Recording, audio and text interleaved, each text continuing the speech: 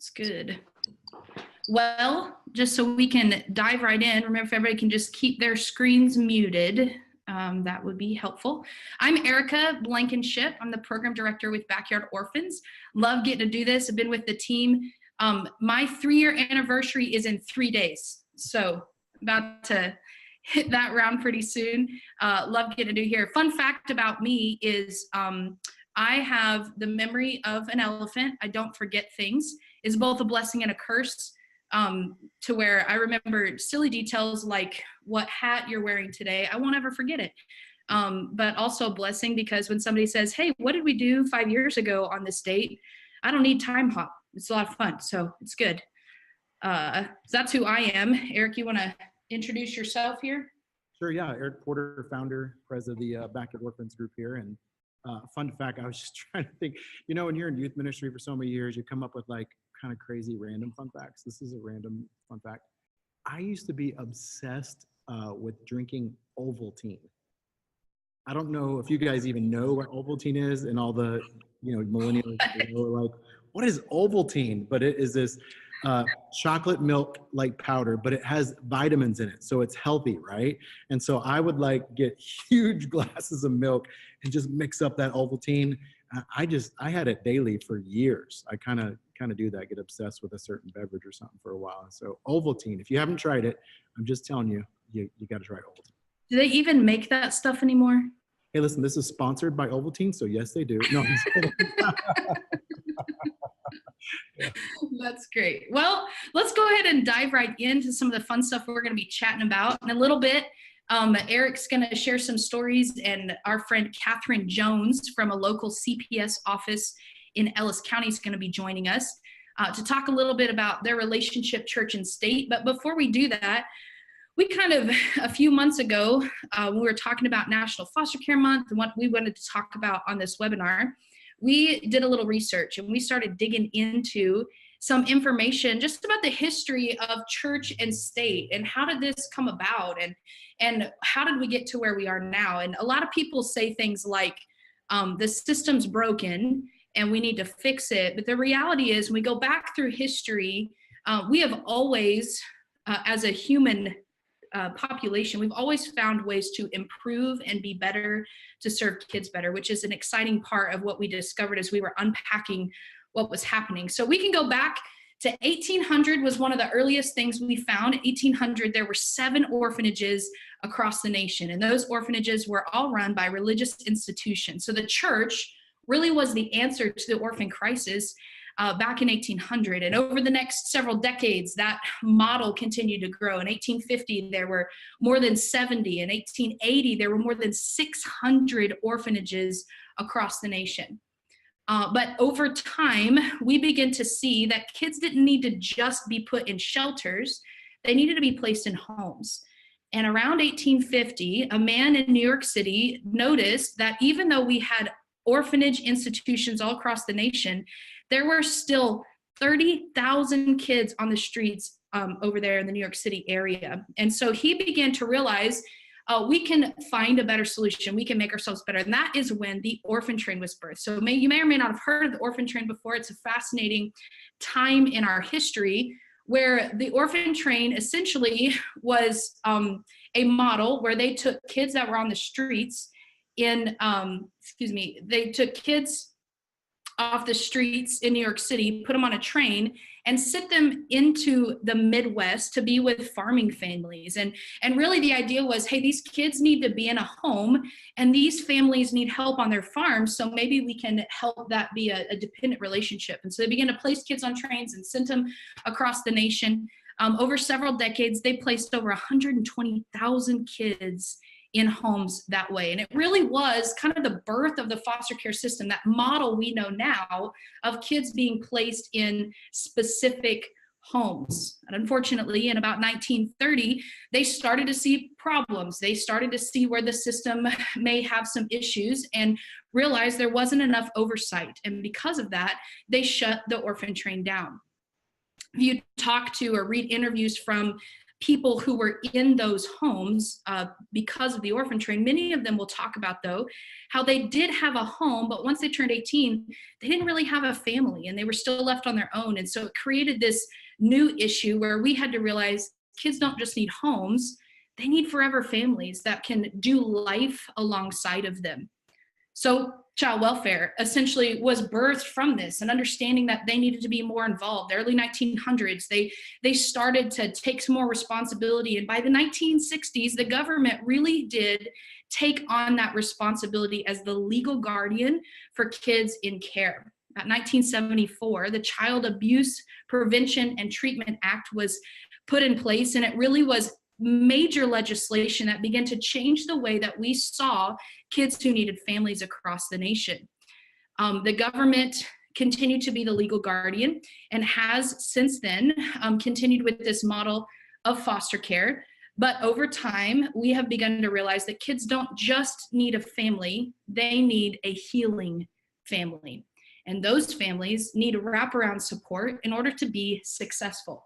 We come all the way down to 1988. That brings us to today, May 2nd of this year. 1988, Ronald Reagan signed into proclamation the first National Foster Care Month as the month of May to bring more awareness, because they understood that we needed to engage more people in caring for kids who need family.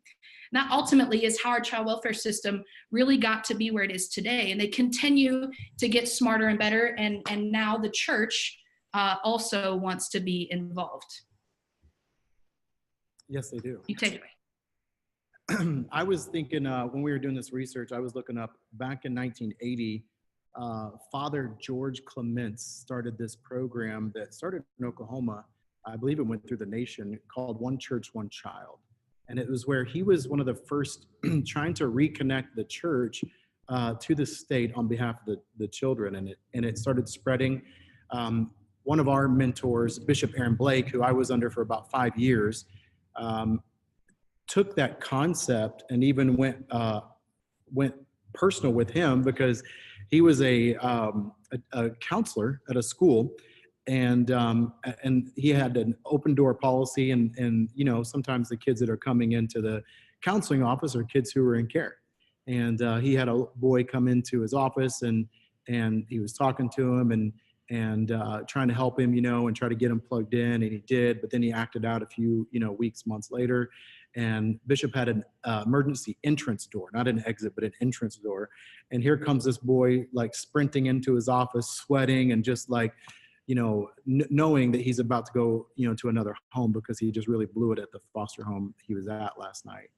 And it was the first time that God used, you know, a child to get a hold of Bishop Aaron Blake's heart. And I got to be with him where he told that story over and over, and it just started going really fast after that. They ended up, as a family, him and his wife, taking in this boy into his home. And he had a brother, he had another guy on the football team. And then at the end of that, there were 6 boys in his home, all in high school football, after they were 18 months of empty nesters. He's thinking, where is the church in this conversation? He starts getting involved in his local county in Brown County, Texas. And he starts getting other churches involved, saying, hey guys, this is a biblical mandate. Like, the scripture tells us that we need to care for orphans and widows. It's the purest form of religion.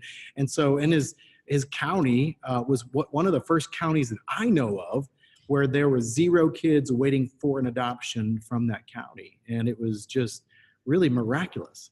And so it started turning the heads of the state office. And, you know, here in the state of Texas, he got pulled into the governor's conversations and different things, saying, how do we get this county by county where there is no kids waiting in that county? And so he's been on mission for probably about 10, 15 years, trying to take the different pieces to the puzzle that God did in Brown County and take them down to other counties. And we've been able to experience some of that here in Ellis County, right here in the background, where we've had 90 days with no kids waiting. And I was trying to get it out of our child welfare this morning. I think we might be back down to 0 again. But we did have 2 girls that were in waiting last year. They got into a home this year. And a few weeks ago, those 2 girls got baptized at a local church in our county. And I talked to the mom last night, And she said the girls are doing well, and the family's finding normalcy, and they're just getting closer and closer to adopting these kids. And so anyway, there's a little bit of what God's doing in the church and state and what brought us into the conversation. That's awesome. I love that story of just bringing it home to like where the church really is doing something incredible and bringing in the government. So we have a special guest come with us. I'm going to let Eric introduce her. She squeezes over the screen. We're so excited to have Catherine Jones with us. Eric, if you want to introduce her really quick, we're going to have a conversation about what is happening with church and state today.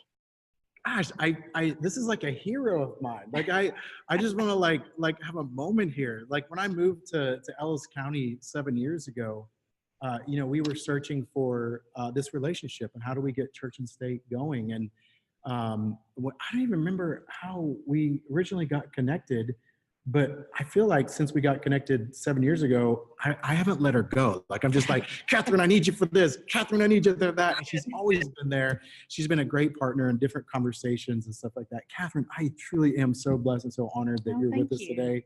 And we do. And I know you know this. You hear me say this all the time, but we believe you're a hero. Well, thank you. Your team, especially in the investigation department, sleepless nights, 24/7, chasing down kids to try to pull them out of harm's way.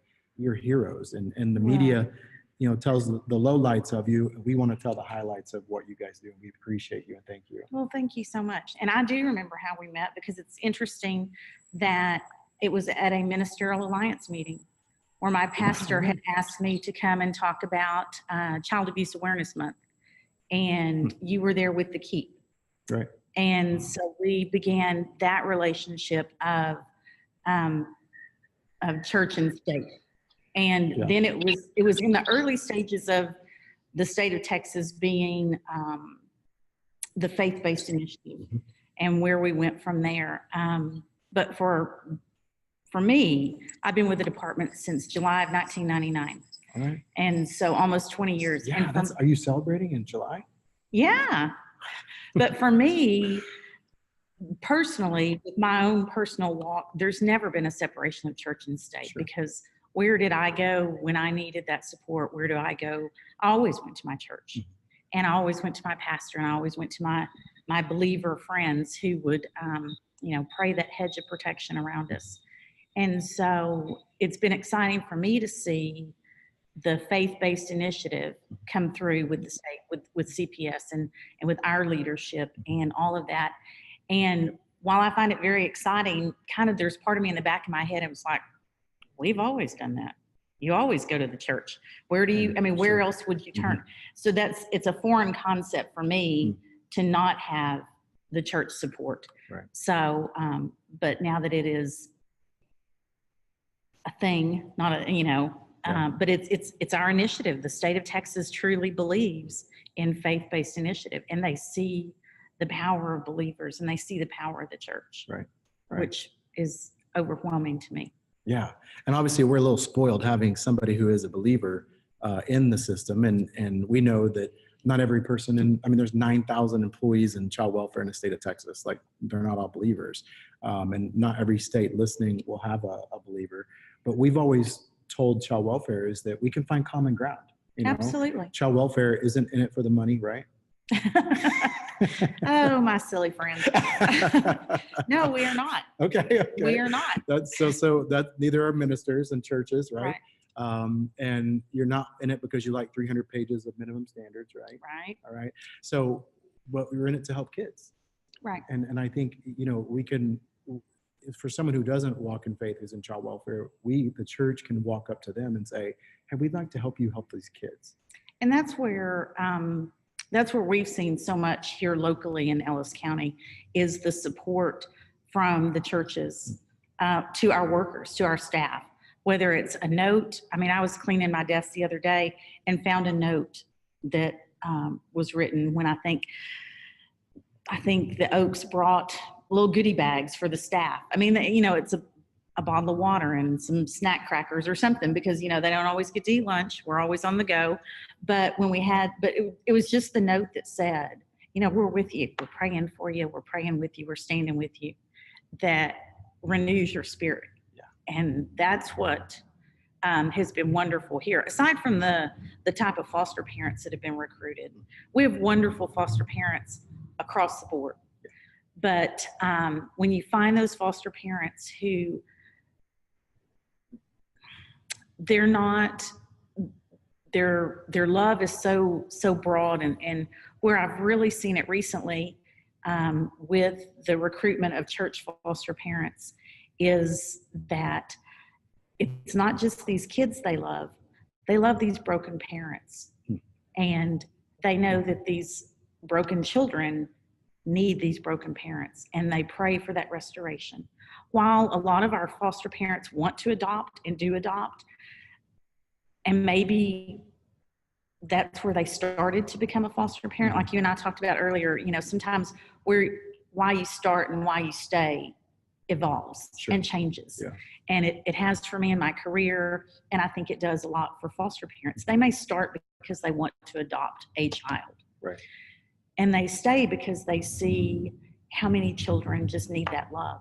And they extend that grace and that wraparound to those parents. Because a lot of these children, these foster parents pray for their children that they have to go back to their parent. And that's what we want for kiddos, is a safe and stable environment where they're nurtured and they're loved. Whether that's with adoptive families, foster families, extended relatives, and certainly with our first and foremost back with their parents. Well, two things I want to pull out of what you said.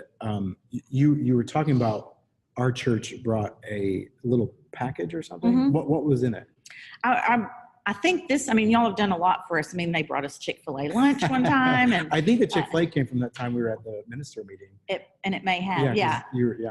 And but there's been things that have just been like a little brown bag with a ribbon on it and a note attached that just had like a bottle of water and some snack crackers and something that the workers could just grab and go. Right. But it's not that tangible thing. It's just that somebody said, hey, we were thinking about y'all, and we know the hard work that you do.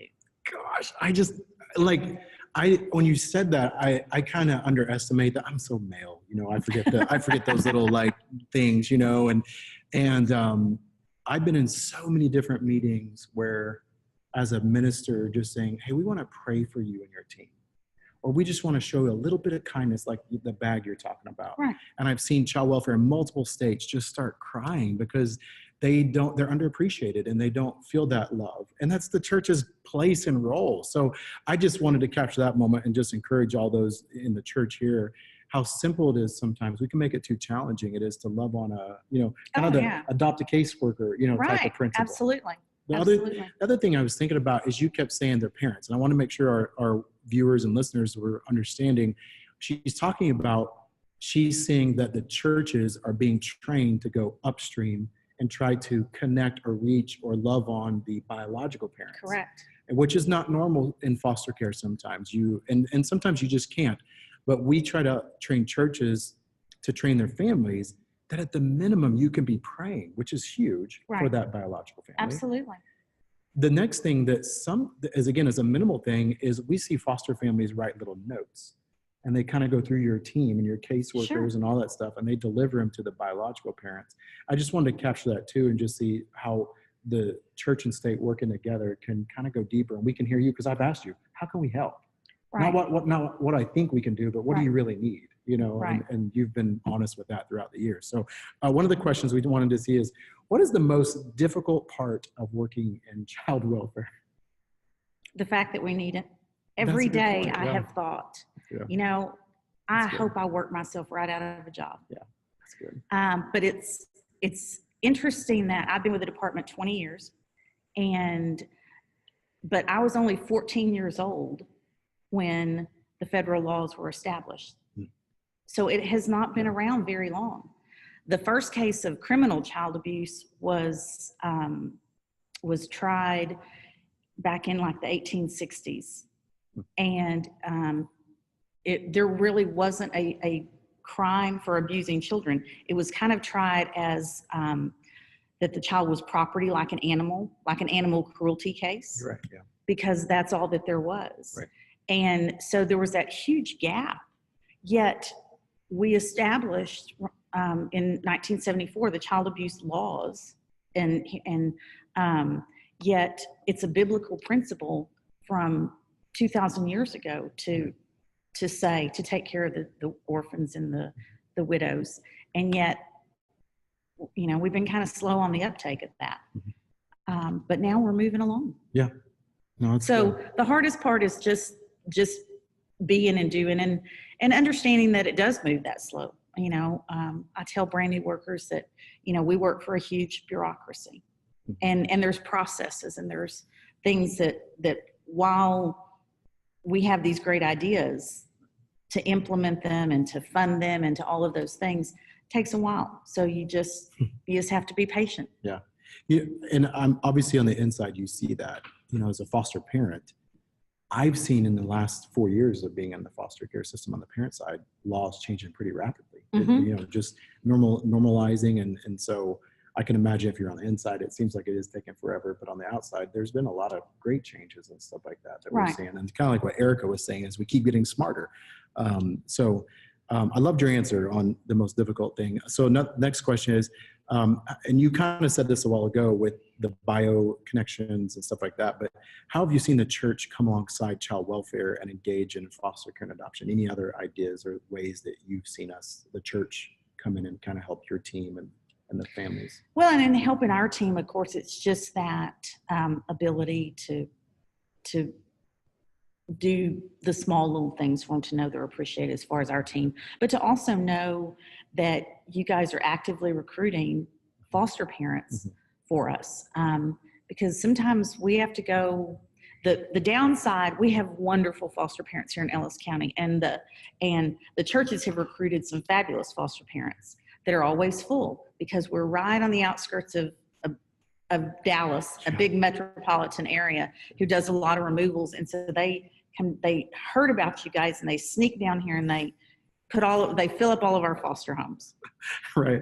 But having the training that the foster parents have here, especially that trauma-informed training, that trauma-based training is huge because these are kids that come from hard places. And if, for those of you church folks out there or potential foster parents out there, if you think that this is going to be an easy ride, you need to talk to someone who's been on the ride for a while. Raising your own child that you conceived and birthed and planned for is challenging and frightening and difficult enough. But when you get a kiddo in your home that has been in a hard place and has seen more horrific things than most grown people ever see, then they've got some issues to work over and they're fragile. Right. So that training is key. And just that, as I see more and more of the foster parents praying for and connecting with these biological parents, even after adoption sometimes, they'll keep their extended biological family because there are reasons that extended bio families can't just step in and adopt kiddos. But to keep that connection with a grandparent or an aunt or an uncle or a cousin in a safe and protective way is huge, because it's not that the child has to start over with a brand new family at 10, 11, 12 years old, and they still have that connection to their other family, and they can understand and they can make that transition so much easier. Yeah. You were talking about the trauma stuff, and it's interesting because I think in the DNA of a church, they understand the spiritual warfare. There's all these scriptures that talk about the spiritual battles and spiritual warfare, warfare prayer, things like that. We also know, on my side, dealing with the church, I'm like, I think they're under-tested in spiritual warfare. Oh, wow. on the domestic side. Does that make sense? Yes. We'll go to another country. We'll fly over kids to go to battle over in other countries. Right. But it's a new conversation for them to go to battle in their own community, in their own congregation. Right. And then there are a lot of great resources and tools. You can go to backyardorphans.org on our resource tab and find some of those.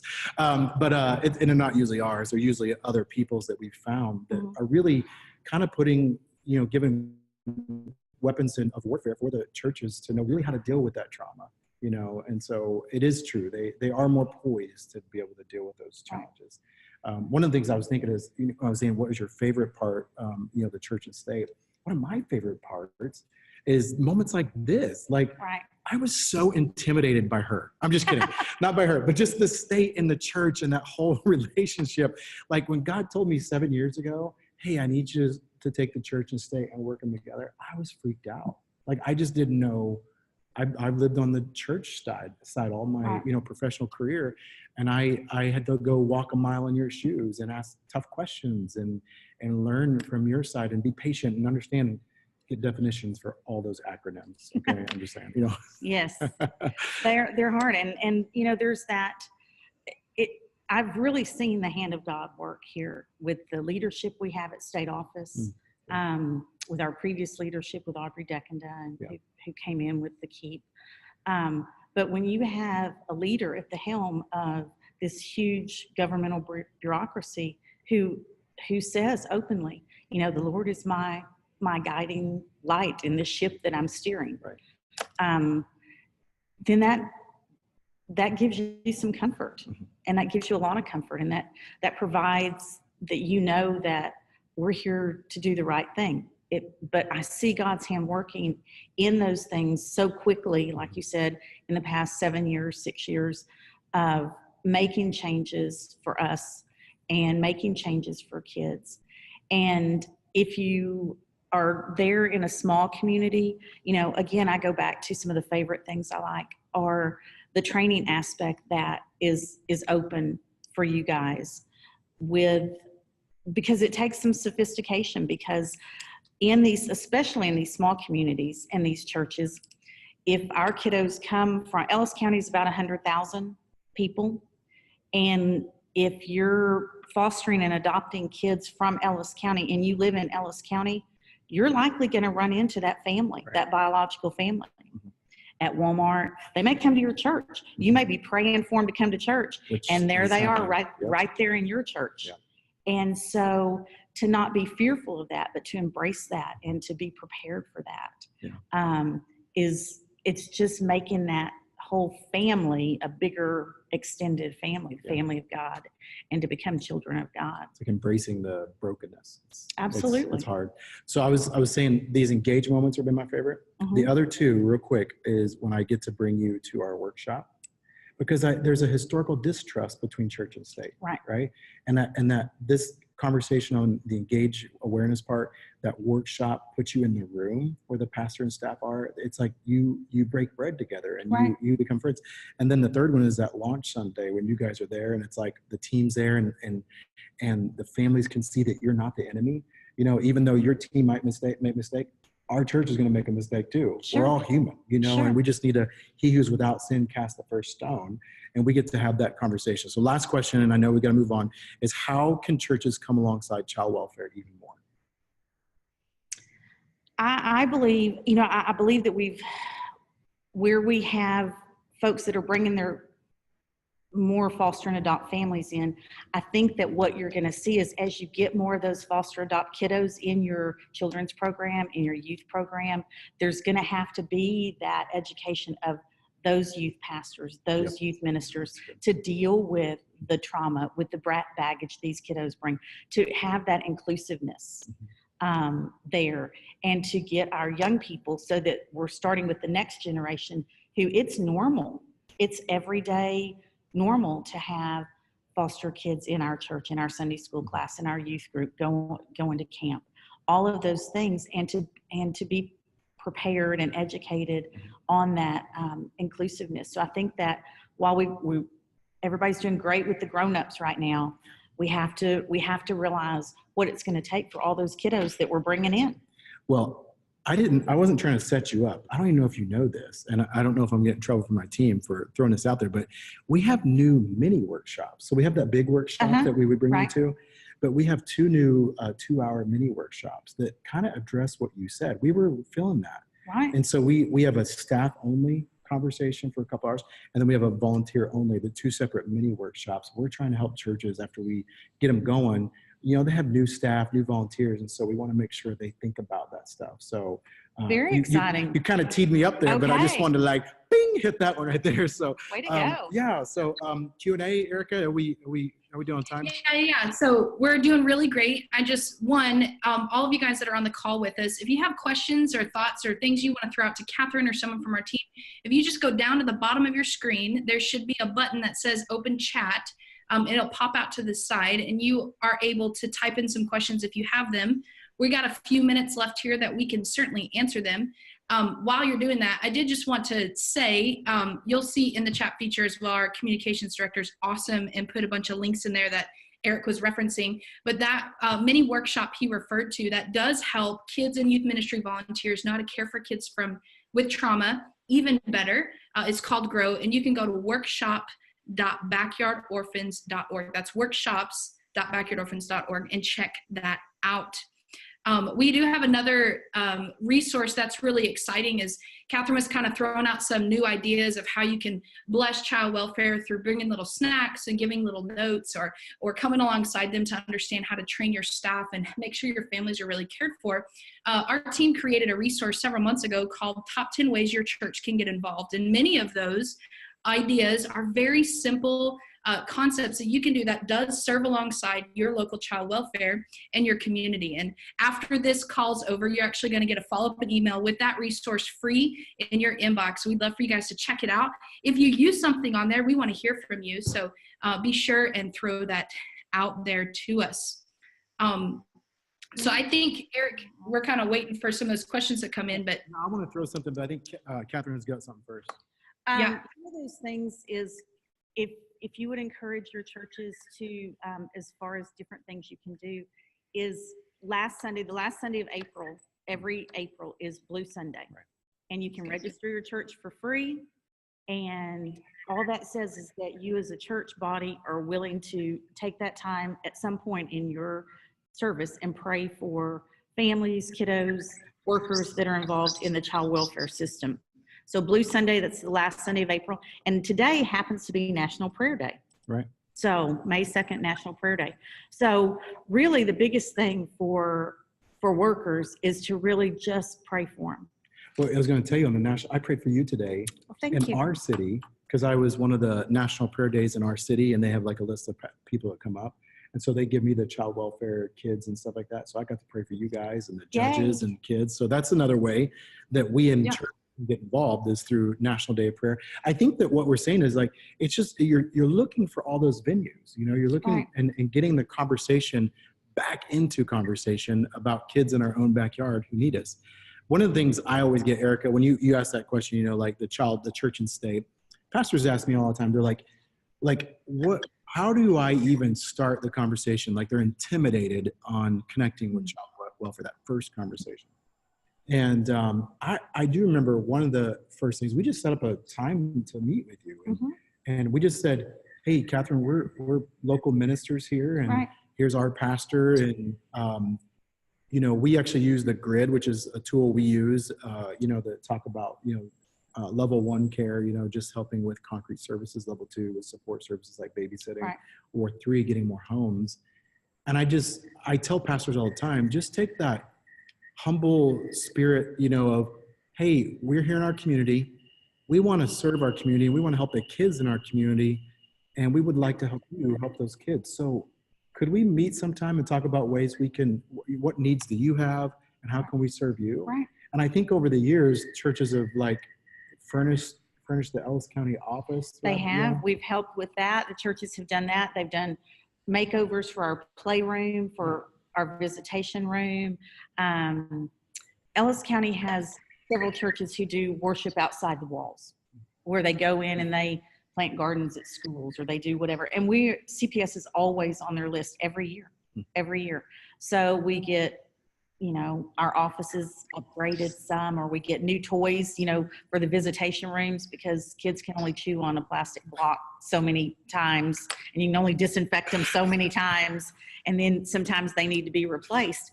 And surprisingly enough, that's not something that the state does. Interesting. And so, around this time, graduation time, prom time, reach out to your child welfare boards. The state also doesn't pay for graduation announcements. They don't help with prom dress, and if foster parents, that's on them. So that's another financial burden on them to celebrate this time that's a normal time for a kiddo. But our kiddos need that normalcy. Yeah. And they do. So volunteer if you want to be on the child welfare board, if you want to be on the Rainbow Room board, if you can volunteer for any of those things. Yeah, when you're saying like the state doesn't cover that stuff, in Texas, I think across the U.S., Texas probably pays their foster families one of the best, if not the best. But as I do our budget, I'm pretty sure my kids eat the food of the budget more than there's leftovers for other things. Absolutely. So just even when this is not a plea for me. I'm just saying when you got families in your churches who have adopted, make sure you realize just because they've adopted, I know it might feel normal, look normal, they could still use some help every once in a while. So, sure. Yeah. Just like family could. Right. So it's good. Yeah. So, Catherine, I think I've got one last question for you before we start to wrap things up here. But for those pastors that Eric did refer to that feel maybe a little nervous or intimidated about going to child welfare, what one piece of advice would you give someone who was ready to take that step to contact child welfare, but maybe was feeling a little nervous about that conversation? Don't. I mean, come on. Find your local office. Most, like here in Texas, our offices are by county, and normally there's a office in each county, especially in the county seat, like where we are now in Waxahachie, and that's where your offices are. And just go and ask and talk to a supervisor. Say, hey, can I meet with you? It's okay to go big and say supervisor, like, sure, I'm Pastor so-and-so. That's right. Go big. I'm a member of this church. Right. Yeah. And probably, and pastors probably within their ministerial alliance probably know churches where they have child welfare workers or CPS workers within their congregation. So do that networking and step out. We try and do that as supervisors, as program directors. We try and make sure that we're out there with the community and with our stakeholders, which is you guys. But don't be afraid to just pull up to the CPS office and ask if you can see a supervisor. Just start that conversation. Before we go, I want to pray for her. So before we close off here, you tell me when, Erica. No, you go ahead. All right. Well, I want to pray for, if you guys would pray with me, it's not just for Catherine, but for child welfare in every state represented here and all the states that we work at. You're kind of like standing in the gap for all of them. I mean, and there's 9,000 in Texas, you know what I'm saying? So, I mean, there's thousands and thousands across the U.S. and it's a hard job, and I don't think people realize, so let's pray for Catherine. And then maybe if you know some child welfare, you can be praying with us for those in your own backyard. So let's pray. Father, we just take a moment on this National Day of Prayer and pray for national heroes of ours, the child welfare of America. God, these employees have stepped in because they care for kids, sacrificing their well-being sometimes, or their sleep, or just even financial gain by giving their time, their energy, and their effort to do their best to help hurting children find healing homes. It is a broken system, God, because men are involved, women are involved. It's a broken system. There's no perfect system except heaven. And so, Father, we understand that. Help us to all do our part and to serve our local child welfare, to be praying for them, to look for opportunities to find ways that we can bless them and take care of them, to bring them in part of our churches and our congregations, inviting them to church, to be a part of our church families if they're not a part of a church. But God, I pray that today that everybody watching and listening would just think of new ways to bridge new relationships with the child welfare in their own backyard. In Jesus' name, amen. Well, today we had so much fun getting to talk about how the church was the original solution, how the state stepped up to become the solution, but now how we're understanding where we all can serve together, church and state, to help kids who need family. And we're so thankful that you guys joined us today. If you have more questions or want to keep having this conversation about how your church can get involved, you can set up an appointment with someone from our team at nextsteps.backyardorphans.org. That's nextsteps.backyardorphans.org. backyardorphans.org. We'd love to keep talking to you. We're going to have another webinar coming up this August, so be on the lookout for how you can register for that in a few months. And immediately following this call, you're going to receive an email within about 15 minutes with some information from today, all those links that we mentioned, and a free resource we want to bless you with. So thanks so much for coming, and we look forward to seeing you guys again in the coming weeks. Y'all have a blessed and happy rest of your Thursday.